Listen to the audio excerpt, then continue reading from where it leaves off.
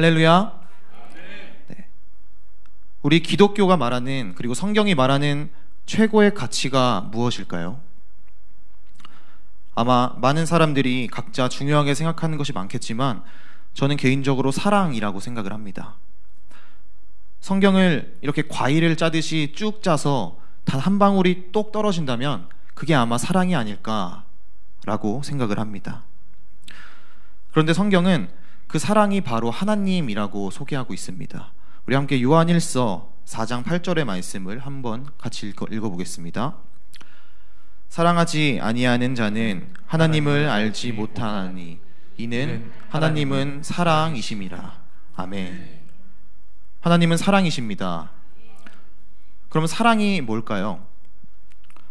우리가 사랑을 하게 되면 내가 사랑하는 그 사람을 위해서 뭐든 해주고 싶어지고, 또 그 사람이 필요한 게 있다면 그 필요를 내가 채워주고 싶어지죠.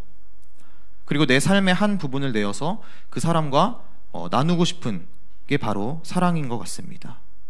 그런데 성경에서는 하나님이 바로 그 사랑이라고 말하고 있습니다. 그럼 하나님은 누구를 사랑하실까요? 바로 따라해 보겠습니다. 나를 사랑하십니다. 네.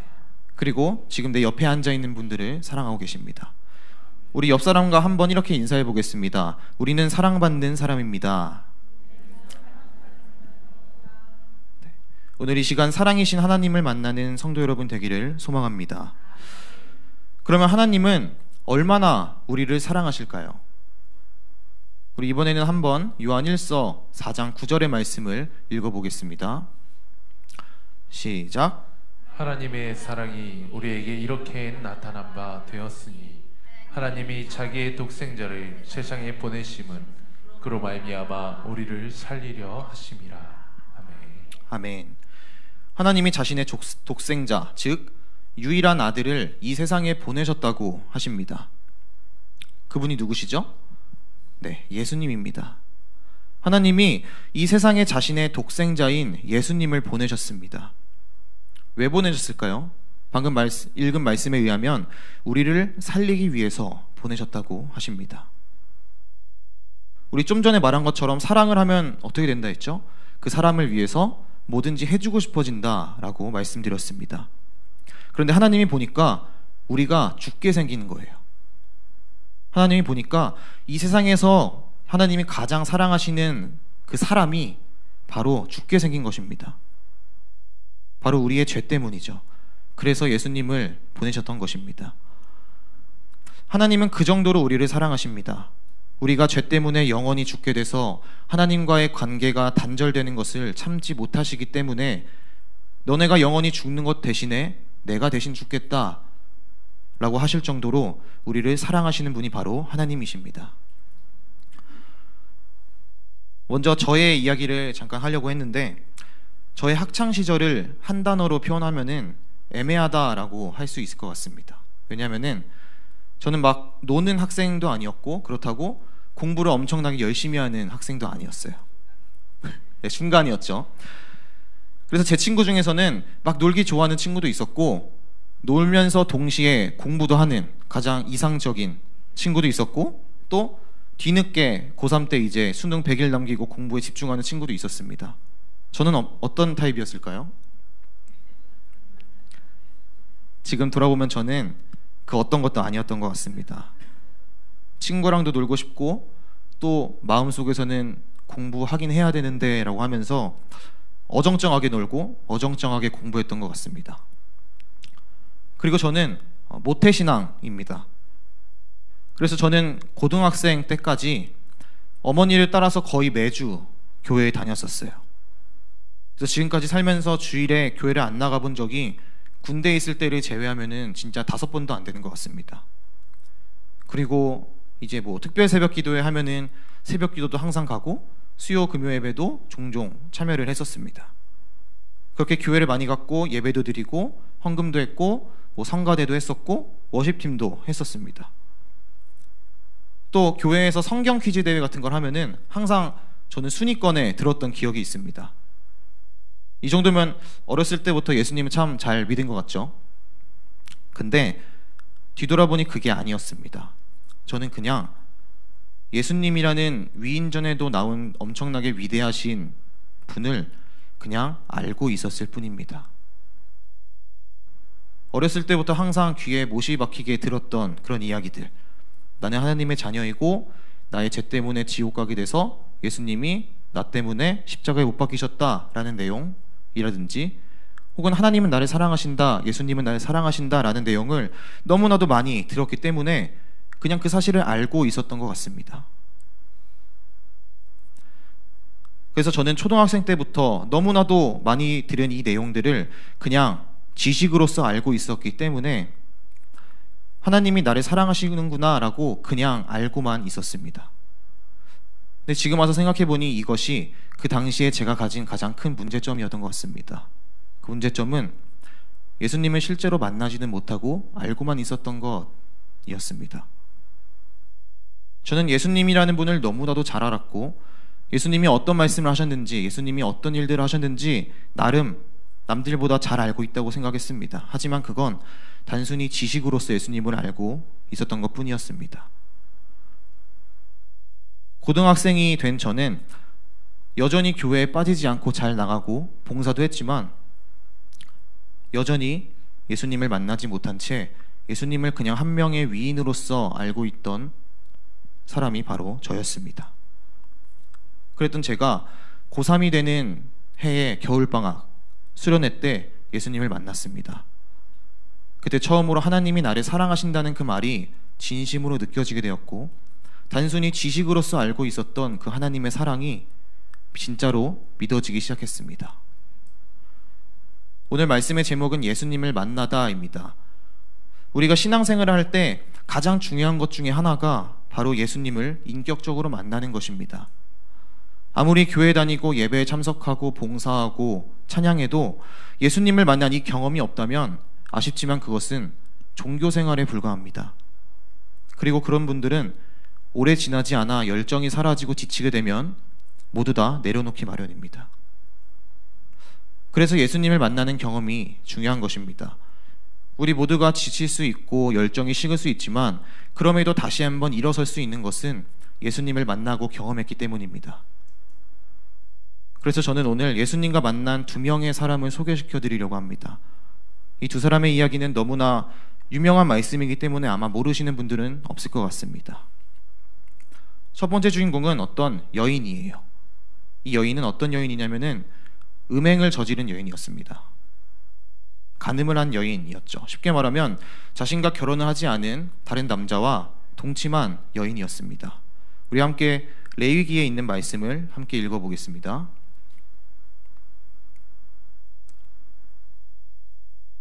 네, 제가 읽어드리겠습니다.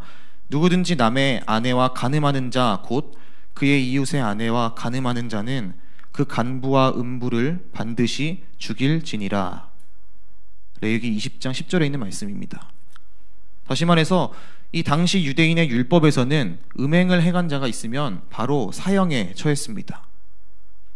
어느 날 예수님이 백성들에게 말씀을 전하시려고 이렇게 있는데, 예수님을 싫어해서 언제나 예수님의 흠을 잡으려고 했던 서기관과 바리새인들이 간음하다 잡힌 여인을 예수님 앞에 끌고 옵니다. 그리고 예수님께 물어봅니다. 예수님, 법대로 하면 이 여인은 돌로 쳐서 죽여야 되는데 예수님은 어떻게 하시겠습니까? 라고 질문을 합니다. 사실 이 질문에는 의도가 있었죠. 만약 예수님이 그래도 율법을 어긴 거니까 돌로 쳐서 죽여라 라고 말한다면 로마의 정권을 거스르게 되는 것이었습니다. 왜냐하면 당시 로마는 이 유대인들에게 사형 집행권을 주지 않았어요. 그래서 정식 재판을 받지 않고 바로 사형을 집결하면은 그것은 바로 로마의 정권을 무시하게 되는 것입니다. 그리고 반대로 예수님이 그래도 죽이지 마라 라고 말씀하신다면 유대인이니까 모세의 율법을 어긴 죄인으로서 취급당하셨을 것입니다. 얼핏 보면 빠져나갈 구멍이 없는 머리를 굉장히 잘 쓴 문제죠. 어떤 대답을 해도 예수님을 싫어하는 그 사람들은 그 예수님의 흠을 잡을 수 있었을 것입니다. 그런데 오늘 예수님이 이렇게 말씀하십니다. 함께 7절 말씀 읽어보겠습니다. 맞이 아니한지라. 이에 일어나 이르시되 너희 중에 죄 없는 자가 먼저 돌로 치라 하시고. 아멘. 이 말씀을 들은 그곳에 있던 사람들은 성경의 양심의 가책을 느껴서 어른부터 젊은이까지 하나씩 그 자리에서 떠나갔다고 합니다. 생각해보니까 자기도 죄를 지었거든요. 나도 법대로만 살진 않았거든요. 그래서 어른부터 젊은이까지 하나하나씩 떠나가고 결국 그 자리에는 예수님과 그 여인만 남게 되었습니다. 제가 재작년 여름에 한 수련회에서 어떤 목사님이 이런 말씀을 하셨어요. 죄는 병과 같다. 따라서 죄는 더러운 것이 아니고 부끄러운 것이 아니다 라고 말씀을 하시더라고요. 이게 무슨 뜻인가 하니, 병에 걸린 사람이 더러운 사람인가요? 병에 걸리면 막 부끄러워서 고개를 못 들고 다니진 않지 않습니까? 병에 걸리면 가장 먼저 해야 되는 것은 병원에 가서 치료받아야 되는 것입니다. 그런데 사역을 하다 보면 가끔 이런 말씀을 하시는 분들이 있어요. 저는 찬양할 자격이 안 돼요. 저는 하나님께 예배드릴 만큼 깨끗한 사람이 아닌 것 같아요. 혹은 나는 이런 봉사를 할 자격이 없어 라고 말씀하시는 분들이 계십니다. 물론 그분들이 어떤 마음을 가지고 그 말씀을 하시는지 정말 이해가 되지만, 만약에 그렇게 따지면 이 세상에 찬양하고 예배드릴 수 있는 사람은 아무도 없습니다. 만약 하나님이 우리가 죄를 지었다고 해서 너 더러워, 나한테 오지 마 라고 말씀하신다면 우리는 아무도 예배드릴 수 없고 찬양할 수 없고 기도할 수 없게 되겠죠. 여러분, 우리의 몸이 아프면 어떻게 해야 됩니까? 병원에 가서 의사 선생님에게 내 증상을 말하고 처방을 받고 이 병을 치유해야겠죠. 혹시 병 걸렸는데 막 부끄러워서 집에만 있는 분 계시나요? 아무도 없을 것입니다. 마찬가지로 내가 죄가 있다면 그 죄를 하나님께 고백하고 회개하고 용서를 구해야 한다는 것입니다. 좀 전에 하던 이야기를 이어서 해보겠습니다. 이 가늠한 여인과 둘만 남게 된 예수님은 그 여인에게 뭐라고 하셨을까요? 사실 예수님은 죄가 없으신 분이시죠. 죄가 있는 사람이 죄를 지은 사람한테 뭐라고 할 수는 없지만, 죄가 없는 사람은 자신이 죄가 없기 때문에 죄 지은 사람한테 뭐라고 할 수 있습니다. 그래서 예수님은 죄가 없는 분이시기 때문에 사실 그 여인에게 뭐라고 하실 수 있으셨어요. 하지만 예수님은 그 여인에게 이렇게 말씀하셨습니다. 10절의 말씀을 한번 함께 읽어보겠습니다. 예수께서 일어나사 여자 외에 아무것도 없는 것을 보시고 이르시되, 여자여, 너를 고발하던 그들이 어디 있느냐? 너를 정죄하던 자가 없느냐? 아마 그 여인은 고개를 푹 숙이고 있었을 것 같습니다. 왜냐하면 죽을 죄를 지었기 때문이죠. 그리고 내가 간음을 했고 다른 남자와 잤다는 사실을 사람들이 다 알게 됐으니 얼마나 부끄럽겠습니까? 뿐만 아니라 이 여인은 원래대로라면 법정에 가서 재판을 받아야 하지만 이 서기관들과 바리새인들이 예수님의 흠을 잡기 위해서 그 여인의 인권이고 법이고 뭐고 다 무시하고 그 여인을 바로 잡아서 사람들이 있는 공개적인 장소에 데려놓은 것입니다. 그러니 이 여인이 지금 얼마나 수치스러운 상태이겠습니까? 그런데 그 여인이 예수님의 말씀을 듣고 고개를 들어서 주변을 둘러보니 아무도 없었습니다. 그 자리에는 예수님과 자기 자신 둘밖에 없던 것입니다. 그때 예수님은 다시 말씀하십니다. 나도 너를 정죄하지 않겠다. 가서 다시는 죄를 짓지 마라. 저는 이 말씀을 보면서 아마 이 여인 역시 자신을 너무나 부끄럽고 더러운 존재라고 생각을 했을 것 같다는 생각이 들었습니다. 나는 몸도 마음도 더럽혀진 존재야. 이런 나를 과연 누가 사랑해줄까? 나에게 오는 남자들은 모두 자신의 욕망을 위해서 온 남자들이고 나는 이제 누구에게도 진정한 사랑을 받을 수 없는 사람이야 라고 아마 생각을 하면서 죽음을 준비했을 것 같습니다. 그런데 전혀 그렇지 않다는 것입니다. 죄가 전혀 없으신 예수님도 그 여인에게 넌 죄인이야, 넌 죽을 죄를 졌어 라고 말하신 게 아니라 아무도 다가와주지 않고 아무도 따뜻한 말을 해주지 않는 그 여인에게 예수님은 다가오셔서 함께 계셔 주셨습니다. 왜냐하면 예수님은 그 여인을 사랑하셨기 때문입니다. 또 두 번째 사람이 있습니다. 이 두 번째 사람도 또 한 명의 여인인데, 이 여인은 혈루증이라는 병을 앓고 있는 여인입니다. 학자들은 이 혈루증을 자궁 안에 종기가 생기거나 어떠한 이상이 생겨서 불규칙적으로 피가 흐르는 증세일 것이라고 추측을 합니다. 근데 이 여인은 이 병을 12년 동안이나 앓고 있었습니다. 그리고 아무도 이 병을 고치지 못했을 뿐만 아니라 오히려 그 여인의 병은 더 심해졌다고 합니다. 근데 당시에는 아프다고 해서 다 의사를 찾아갈 수 있던 시대가 아니었어요. 때문에 이 여인은 원래 어느 정도 부유한 여인이었지만 12년 동안이나 치료를 하면서 가진 것을 모두 다 써버린 가난한 처지가 된 여인이었습니다. 또 율법을 보면 이 혈루증에 걸린 여인은 부정한 사람, 곧 더러운 사람으로 취급되어서 사람들과 접촉도 할 수 없었습니다. 우리 또 한번 레위기에 있는 말씀을 읽어보겠습니다. 만일 여인의 피의 유출이 그의 불결기가 아닌데도 여러 날이 간다든지 그 유출이 그의 불결기를 지나도 계속되면 그 부정을 유출하는 모든 날 동안은 그 불결한 때와 같이 부정한즉. 아멘.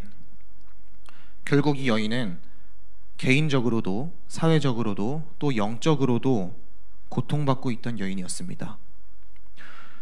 혈루증으로 인해 고통받은과 동시에 치료를 하기 위해 모든 돈을 썼지만 그 돈마저 다 허비해버리고 오히려 증세는 악화되었습니다. 또 율법에 의해서 이 여인은 부정한 사람이 되어버려서 그 누구와도 접촉할 수 없는 사람이 되어버렸죠. 그런데 어느 날 이 여인이 한 소문을 들었습니다. 예수라는 사람이 많은 병자들을 고쳤다라는 소문을 들었는데, 그 예수라는 사람이 내가 살고 있는 그 동네로 지나가신다는 것입니다. 그래서 그 여인이 거리로 나가보니까 예수님이 저기 있는데, 주변에 사람들이, 엄청나게 많은 사람들이 예수님을 에워싸고 있었던 겁니다. 아마 이 여인은 이렇게 생각했을 거예요. 저 예수님이란 분이 많은 병자들의 병을 고쳐줬다는데 나도 고쳐주실 수 있으시겠지? 라는 생각을 했을 것입니다. 그래서 그 여인은 지푸라기라도 잡는 심정으로 예수님을 에워싼 그 무리 속으로 한 발자국씩 들어가기 시작합니다. 원래는 사람들과 접촉하면 안 되는 사람이지만 그래도 마지막 희망이라는 생각으로, 이번이 마지막이라는 생각으로 걷고 또 걸어갑니다. 그렇게 무리 속에 들어간 이 병약한 여인은 사람들에게 치이기를 반복하면서도 오직 예수님만을 바라보며 예수님께로 걸어가고 있습니다. 그렇게 한참을 걷다 보니 앞으로 걷고 계신 예수님의 뒷모습이 보입니다. 어느새 손만 뻗으면 예수님의 옷을 잡을 수 있을 정도로 가까운 거리에 예수님이 눈앞에 있습니다. 이제 이 여인은 예수님을 불러서 저 좀 고쳐달라고 얘기만 하면 되는데 막상 가보니까 그 말이 안 나옵니다. 왜냐하면은 여기서 내가 혈루증이라는 병에 걸린 사람인 것을 밝히면 다른 사람들이 나를 어떻게 쳐다볼지가 뻔했기 때문이죠. 사람들은 당연히 더럽다고 하면서 심지어 그 자리에서 쫓아낼 수도 있습니다. 그래서 이 여인이 선택한 방법이 몰래 예수님의 옷자락을 만지는 것이었습니다. 결국 이 여인은 몰래 예수님의 옷을 만졌고 12년 동안이나 치료되지 않았던 그 병은 그 자리에서 바로 낫게 됩니다. 그런데 갑자기 예수님이 우뚝 서십니다. 함께 마가복음 5장 30절에 있는 말씀 읽어보겠습니다. 예수께서 그 능력이 자기에게서 나간 줄을 곧 스스로 아시고 무리 가운데서 돌이켜 말씀하시되 누가 내 옷에 손을 대었느냐 하시니. 아멘. 길을 가시던 예수님이 갑자기 서시고는 내게 손댄 자가 누구냐라고 말씀하십니다. 아마 주변 사람들은 황당하기도 하고 당황스럽기도 했을 거예요. 왜냐하면은 24절 말씀 보니까 이에 그와 함께 가실새 큰 무리가 따라가며 에워싸 밀더라 라고, 이 여인이 이 예수님께 오기 전부터 이미 사람들은 많았고 북적거려서 이렇게 이리 치이고 저리 치이고 할 정도로 사람이 많았었습니다. 그래서 제자들은 누가 내 몸에 손을 댔느냐라고 물어보신 예수님에게 아니 이렇게 사람이 많은데 실수로 이렇게 터치를 할 수도 있죠 라고 말하지만 예수님은 아니야 라고 말씀하시면서 누가 나에게 손을 댔고 나의 능력이 나갔다 라고 말씀을 하십니다. 그렇게 계속 서 계시면서 누구인지 찾고 계시는 예수님을 보면서 이 여인의 심정은 어떤 심정이었을까요? 아까도 말씀드렸다시피 이 여인은 예수님께 말도 걸지 못한 채 몰래 옷자락에 손을 대서 고침을 받은 여인입니다.